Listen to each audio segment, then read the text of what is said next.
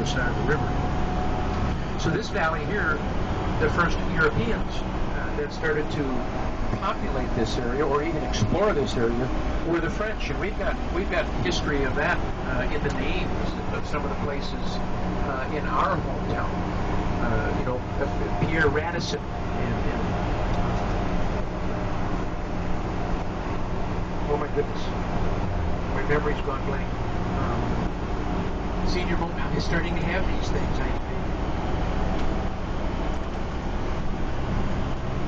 Anyhow, let's move on. Let's go to Prairie du Chien. There was a time when Prairie du Chien was the westernmost outlet in civilization, so to speak. We had Green Bay, Wisconsin, and we had Detroit, Michigan, and these were all fur trading posts. So it was the French and it was the fur traders that first came and explored the Mississippi River Valley. You know, these European world powers came here in their ships and found a wide open continent to explore, filled with natural resources that, in many cases, they were running out of back in Europe. We had the Spanish show up down in the southern part, down around St. Augustine, Florida, in 1604. We had the French up in Quebec City, Samuel de Champlain establishing Quebec City in 1608, and of course the British came at Jamestown and Plymouth in Massachusetts. And these three foreign powers were very excited about taking control of these natural resources and expanding their empires. They fought wars over this stuff. It was the Spanish that were the first to recede from the competition, but the British and the French went after it hard again. In the middle of the 1700s, they had what was known as the French and Indian Wars, which in Europe was known as the 7-Year War. And it culminated with a battle between the French and the British up in today's Quebec City. The Battle of Quebec City went to the British, and it ended the French domination of that portion of North America. It was later in 1802 when Thomas Jefferson negotiated probably one of the greatest real estate deals in history with what became known as the Louisiana Purchase. And that is what acquired all of the lands that were held by the French to the west of the Mississippi River. It virtually doubled in size the territory of the United States. So the people who first explored this area, first were the French and the British were the fur trappers. They were chasing the fur-bearing animals and exporting these pelts by way of ship to Europe. And this fur trade really had its heyday from the 1820s until about the 1840s, when the bottom fell out of the fur market in Europe and silk came into existence. 1820 to 1840 was the prime time of the fur trading. But again, folks, the fur trade had been happening since they arrived in North America. These voyagers, if you will, in their birch bark canoes, you know, they made their way up the St. Lawrence River and into the Great Lakes system, and then down into the Ohio River Valley and into the Mississippi. From the Mississippi, they went further west. They went up all of the rivers, all the tributaries of the Mississippi. Notably the Missouri River, which of course is the route that Lewis and Clark later explored.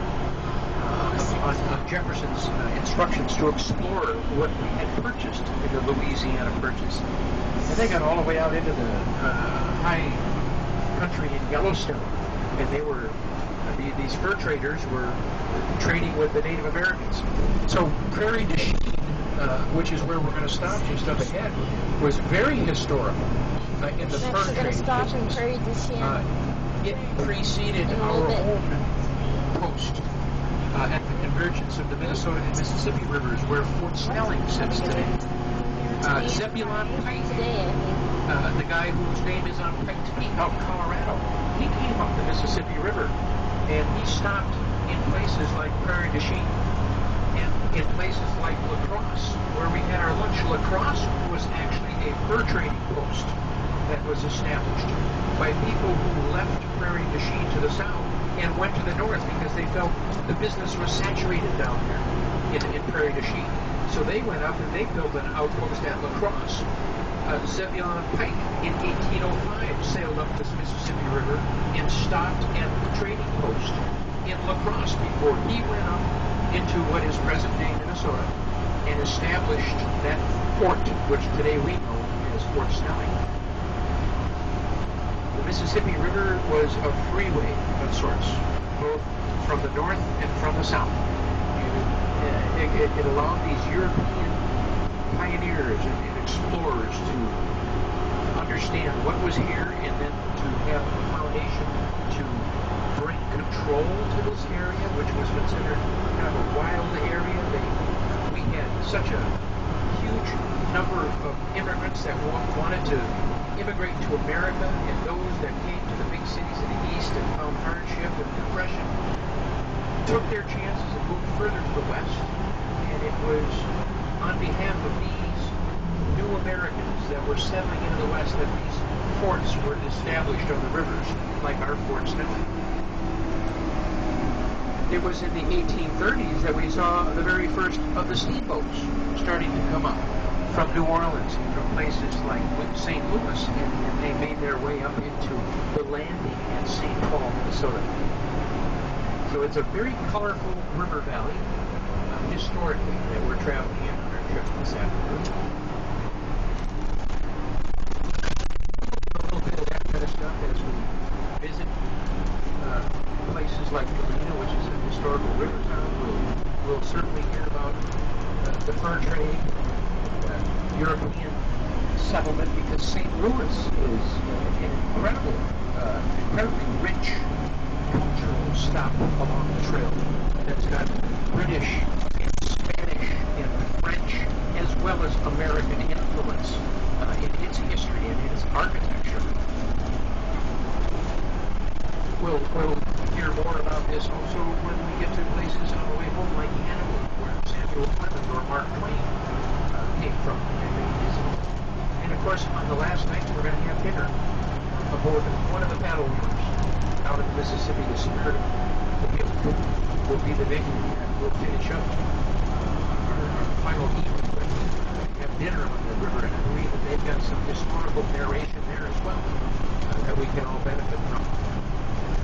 But what a day we have today. Who ordered this weather anyhow? Is that you, Sandy? You'll take credit. Okay. That's great. You are now the official weather person on the trip, so good for you today. But wait until it gets really hot or rainy, Sandy. Then I would want to be you.